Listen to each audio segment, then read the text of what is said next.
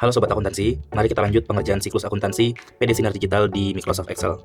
Terakhir kita sudah mendapatkan laba setelah pajak, yaitu di neraca lajur. Kita sudah susun sampai kolom kelima, yaitu income summary dan balance sheet.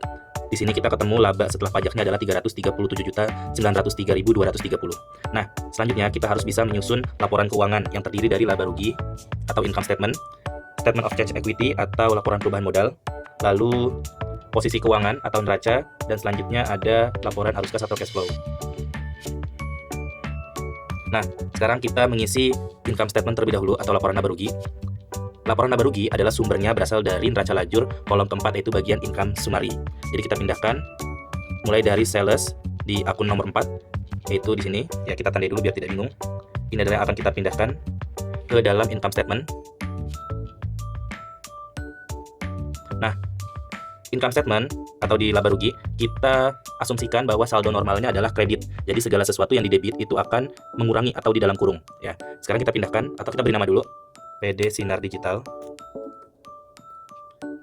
Periode Desember 2023. Oke, pertama kita nyari net sales, yaitu gabungan antara sales dengan sales retur, sama dengan kita pindahkan neraca lajur. Sales itu ada di kredit, jadi nggak usah dalam kurung. Sales retur karena di debit, jadi kita beri minus di depannya. Kita sales retur, kita klik 80 juta, enter. Ya. Net sales adalah gabungan dari sales dan sales retur, maka sama dengan sum buka kurung, kita blok dua-duanya, enter. Lalu selanjutnya kita mencari cost of goods sold. Cost of goods sold adalah gabungan dari cost of goods sold dengan freight paid. Karena cost of goods sold dan freight paid sama-sama di debit, maka dalam kurung semuanya nanti atau di minus. Cost of goods sold sama dengan minus, kita pindah ke cost of goods sold. Yang kita klik adalah yang kolom keempatnya. Begitupun dengan freight paid sama dengan 13.200, kita klik enter. Nah, gabungan ini kita taruh di sini sama dengan sum buka kurung cost of goods sold dan freight paid. Nah, lalu selanjutnya kita mencari gross profit atau laba kotor. Laba kotor adalah sama dengan gabungan dari net sales dengan cost of goods sold. Jadi kita blok aja semuanya, nggak apa-apa, enter. Ketemu laba kotornya adalah 630.630.000. Selanjutnya kita masukkan operating expense. Namanya expense atau beban, pastikan normalnya dia di debit. Jadi ini akan mengurangi semua atau dalam kurung semua. Jadi kita beri tanda minus. Yang pertama kita pindahkan advertising expense. Advertising expense ada di angka 4.875.000. Kita enter. Nah, karena ke bawahnya itu berurutan, jadi tinggal ditarik sampai other operational expense. Ya, kalian bisa tarik. Kalau saya ini di copy paste karena tidak ada mouse. Nah, kalau sudah semua sampai other operational atau other operating expense, kita totalkan. Kita masukin di pojok kanan. Ya, total operating expense-nya 243.053. Selanjutnya kita cari operating income. Operating income adalah gabungan dari gross profit dengan total operating expense. Sama dengan sum buka kurung, ini kita gabung saja dengan ini, enter. Nah, selanjutnya kita cari other income dan other expense. Kita taruh di kiri dulu. Interest revenue karena pendapatan bunga, jadi dia di kredit. Jadi nggak usah ada minus. Kita klik interest revenue 11.420. Interest expense dan bank service charge itu di debit, maka kita beri tanda minus. Interest expense-nya 12.480. Bank service charge-nya 6850. Lalu kita total di sini. Sum buka kurung, kita gabung semuanya. Nah, lalu kita nyari earning before tax atau laba sebelum pajak. Laba sebelum pajak adalah gabungan dari operating income dengan other income dan other expense. Oke, ini laba sebelum pajak. Lalu kita kurangkan dengan income tax expense. Income tax expense karena di debit, jadi dia diberi tanda minus. Income tax expense kita ada di angka 4.176.3770. Kita enter. Lalu earning after tax atau laba setelah pajak sama dengan sum gabungan dari earning before tax digabung sama income tax expense. Enter. Nah, hasil ini 337.903.230 harus sama dengan selisih yang ada di neraca lajur, 337.903.230. Ya, kalau sudah sama berarti ini kita sudah benar menginputnya. Sekarang kita pindah ke laporan perubahan modal atau statement of change equity. Kita beri nama dulu sama dengan PD Sinar Digital. Periodenya juga kita ikutin aja, boleh pakai rumus, boleh ketik manual. Oke, untuk yang sebelah kiri ini untuk kapital. Jadi modal kita ada dua, yaitu dari kapital dan retained earning. Jadi kapital itu modal, retained earning itu laba ditahan, jadi sama-sama bentuknya modal. Yang pertama kita pindahkan di sini. Ini kapital kita pindah ke neraca lajur. Kapital kita lihatnya di kolom kelima. Ada di angka 700 juta, kita klik. Nah, sebelah sini yang di tengah ini adalah retained earning-nya. Retained earning-nya kita bukan neraca lajur. Retained earning-nya ada di angka 177.235, kita klik. Amount itu adalah gabungan dari kapital dan retained earning. Lalu ini kita tarik ke bawah aja atau di copy boleh. Kita taruh di sini, lihat income, dividend prefer dan balance 31 Desember. Oke, ini kalau ada yang salah kalian ganti aja. Ini 2023 harusnya, sama ini 1 Desember. Sorry, ini ya 31 Desember. Lalu net income ini adalah laba bersih setelah pajak, sama dengan kita taruhnya di bagian retained earning, jangan di bagian kapital. Net income-nya sama dengan kita pindah ke laba rugi yang tadi.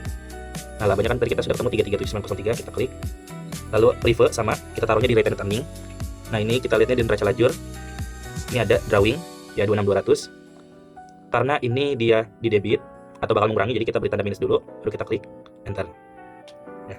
Lalu balance di sini kita pakai rumus sum saja biar cepat. Ini kita taruh sampai bawah. Lalu kita copy dan paste di sini. Jadi yang berubah hanya retained earning atau modal laba ditahan kita yang tadinya 177.235 berubah jadi 488.938.230. Setelah selesai baru kita bisa pindah ke neraca atau laporan posisi keuangan. Nama PT-nya kita ubah dulu. Sinar Digital.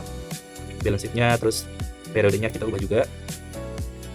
Nah, ini PD Sinar Digital atau balance sheet-nya kita bisa ambil dari neraca lajur kolom ke-5. Ya, yang ada di sini. Ini kita pindahkan ke balance sheet ya, sesuai dengan kelompoknya masing-masing. Jadi di balance sheet atau di posisi keuangan ada aset dan ada liabilities dan equities. Untuk aset saldo normalnya di debit, liabilities dan equity saldo normalnya di kredit.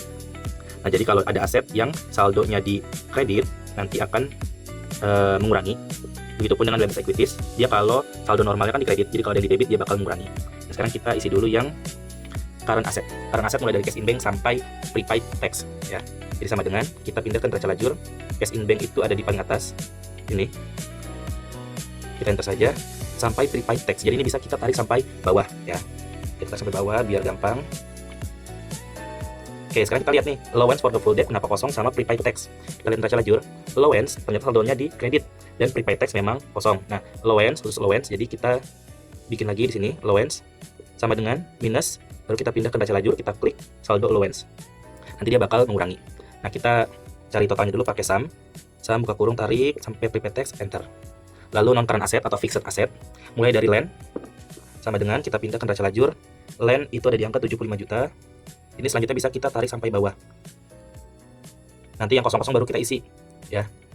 Yang kosong adalah building account debt, vehicle account debt, dan equipment account debt. Kenapa mereka kosong? Karena mereka saldonya ada di kredit ya. Nah, berarti ini kita masukin aja langsung. Building account debt sama dengan minus, kita ke neraca lajur. Building account debt 8750 enter. Vehicle account debt sama dengan minus, kita ke vehicle account debt 17.500. Begitupun dengan equipment account debt sama dengan minus, kita pindah ke equipment account debt di angka 17.500 juga. Lalu kita enter. Nah, amount yang tadi sum, kita cari total dari non current asset, enter. Nah, total aset adalah sama dengan total current asset ditambah amount yang ini. Enter. 2745. Nah, ini harus sama dengan ini ya. Nah, sekarang kita pindah ke liabilities dan equities. Ini saldo normalnya di kredit. Jadi kalau ada yang di debit kita dalam kurung. Oke, yang pertama kita isi current liabilities atau utang jangka pendek, utang lancar dari account payable sama PP sampai PPN income. Ya, sama dengan kita pindah ke neraca lajur, kita pilih account payable ada di angka 1.220.000. Kita enter. Lalu bisa kita tarik sampai bawah. Nanti yang kosong kita cek. Kenapa outcome sama income kosong? Kita lihat neraca lajurnya. Oh, ternyata outcome dan income memang saldonya sudah kosong ya. Selanjutnya kita masukkan Bank Permata Loan. Bank Permata Loan sama dengan kita pindah ke neraca lajur. Bank Permata Loan ada di angka 285 juta. Oke, ini kapital. Kita lihatnya jangan di neraca lajur. Kita lihat di perubahan modal yang tadi. Kapital kan tadi masih 17 juta. Lalu retained earning, kita buka perubahan modal. Retained earning tidak lagi 177 tapi yang 488. Kita enter saja. Lalu kita totalkan semuanya pakai sum. Kita tarik dari atas sampai bawah.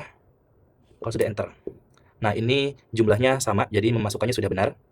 Ini amount dari ini jangan dikuningin. Ini tuh amount dari equities, jadi ini ditambah ini.